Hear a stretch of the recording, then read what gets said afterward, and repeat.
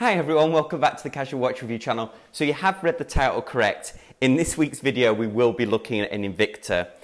So a couple of weeks ago I did an upload on the reasons I sold my SKX 009 and I made this comment.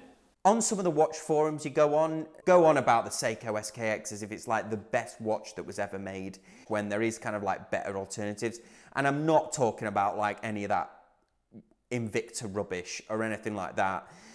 Now after that video, a few of you rightly called me out in the comments section saying if I'd never owned an Invicta, how could I make a comment like that? So in my defense, I was talking about more of the kind of like garish, outlandish ones that really don't make a lot of sense to me.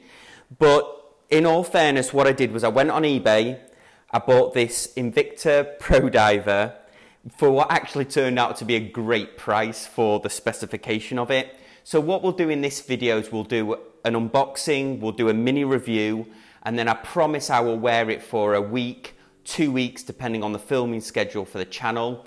I've also got a timing app on my phone, so we'll see how accurate it is in comparison to some of its competitors. And then at part 2, I'll give you my honest review of what it's been like to own the Invicta for 2 weeks and whether my comments in the SKX video were correct. So anyway, let's flip the camera around and get started. Okay, so here it is. So this is the Invicta, came in an outer box, but then this is the inner box. So let's have a look here. And here we go. So I thought if I was going to pick an Invicta, I would definitely have one that kind of matched my personality a bit. And I saw this limited edition Disney one. So let's have a look here. Okay, so this is like a cardboard kind of box that's got like a kind of textured coating on it. Not a bad box, I suppose. So here we go. So we've got the instructions here. So this is new. We've got in there the warranty details and then the Invicta warranty card on there, unstamped. Then we've got some of the instructions in there. So here it is. So I thought if I was going to do this little Invicta experiment, I was going to get one that, you know, that I could most wear, I think. So rather than one of the huge ones that we talked about in the intro, I went with this, which I think this is based on the Invicta Pro Diver, but it's actually the Invicta 22777 Disney limited edition Mickey Mouse version. So obviously we can see straight off it's definitely very similar to a Rolex Submariner on there.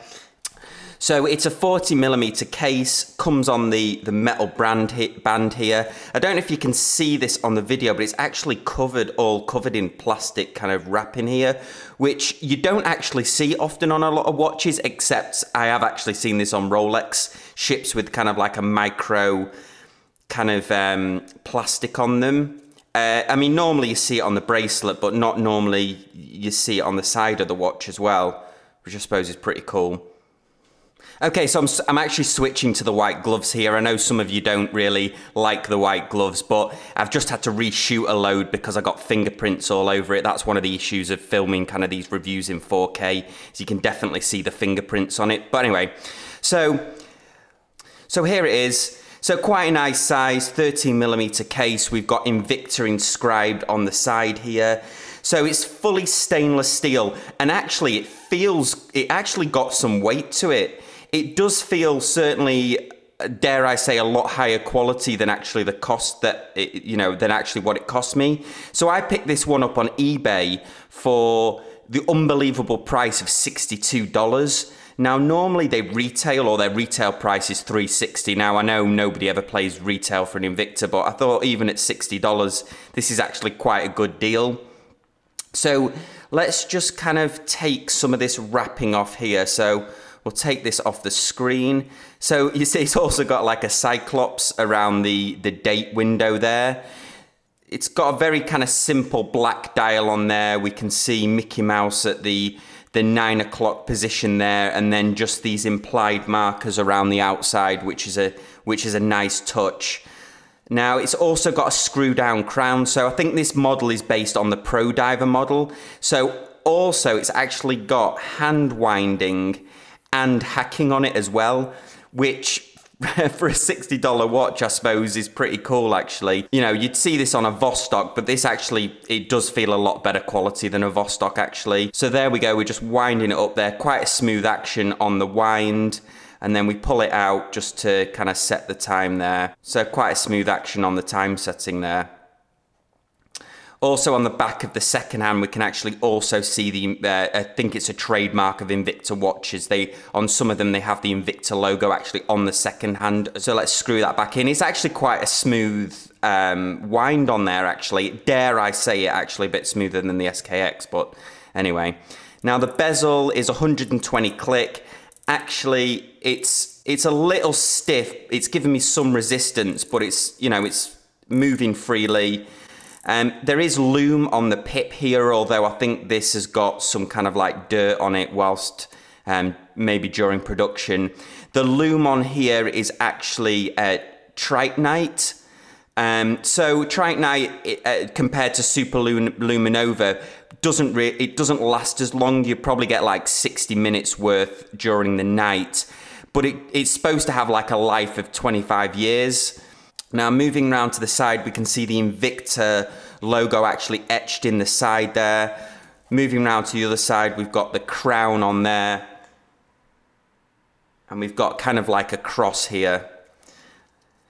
Moving around to the back, also unbelievably, it's actually got an exhibition case back on here as well.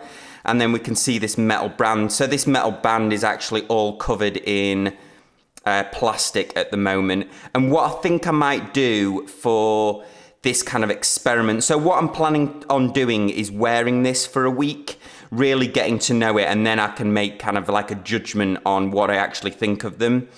So anyway, so moving around to the back, we've got the rotor on there, which is actually signed Invicta.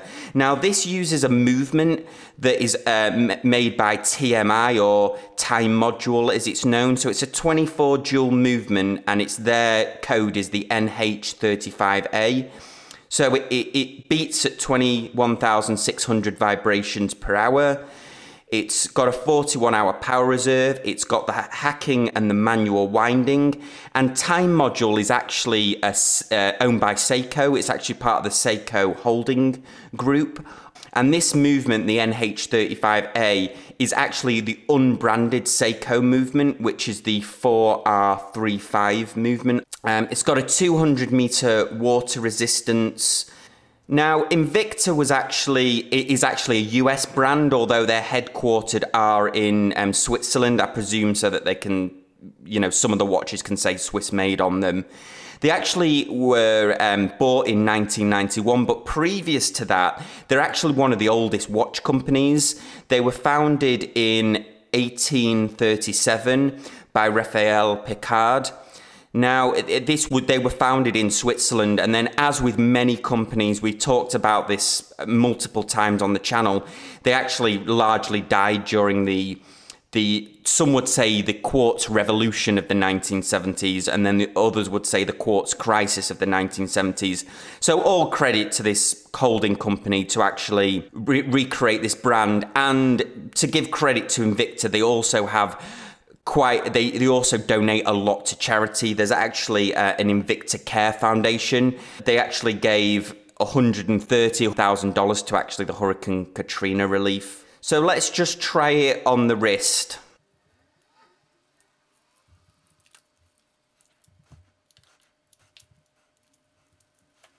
Okay, so that was a lot of wrapping on there I had to remove. So it's got this deployant clasp with like a safety lock on there. It's got the Invicta logo stamped on the inside, and then the adjustments here. So we've got full links that are actually kind of like one piece of links. These are actually joined, and then we've got the push pins to actually you know, adjust on there, kind of as you'd expect. So let's just try this on the wrist. So here it is on the wrist. Now I'm just kind of holding the strap here because obviously I need to adjust it. There's actually quite a lot of room adjustment room in there. My wrist, for regular kind of viewers will know, is like 7.5-inch wrist. It's actually quite a decent size. I'll give them credit for that. What I'll probably do for this experiment is actually put it on a NATO. So overall, you know, a pretty decent watch up till now. So what we'll do is I'm going to wear it for a week. I'm going to use this app on my phone to actually time it as well. So the tolerance on this movement isn't the best. It's actually minus 20 seconds to plus 40 seconds a day. But I'll set the time, we'll track it on here, and then in part 2, I'll give you kind of the breakdown of what I thought of it. We also might do a comparison against some other watches. So as always, guys, thank you so much for watching, and I will see you all next time, and I'll see you for part 2 on the Casual Watch Review channel. Thanks, guys. Bye.